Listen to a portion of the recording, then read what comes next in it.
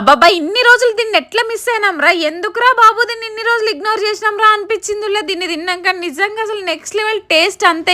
నీకు అంతగానే నచ్చింది, అంతలా మిస్ అయింది ఏంటో. అదే ఉల్ల దొండకాయ పచ్చడి. దొండకాయ నాకు అది ఎట్లా నచ్చిందమ్మా తల్లి అని మీరు అనుకున్నారు అనుకోండి, నా లెక్క మీరు కూడా పప్పులో కాలేసిన వాళ్ళు అవుతారు. నేను దొండకాయ బీరకాయ బెండకాయ అంటే చీ చీ చీ చీ అనేదాన్ని. దొండకాయలు అయితే మన మార్కెట్ పోయినప్పుడు కిలో తీసుకొచ్చిన ఉల్లాలని అయితే అన్ని ఖరాబ్ అయిపోతున్నాయి అనమాట. ఏం చేయాలని ఆలోచిస్తా ఉంటేనైతే దొండకాయ పచ్చడి చేద్దాం అన్న తాట అయితే వచ్చింది.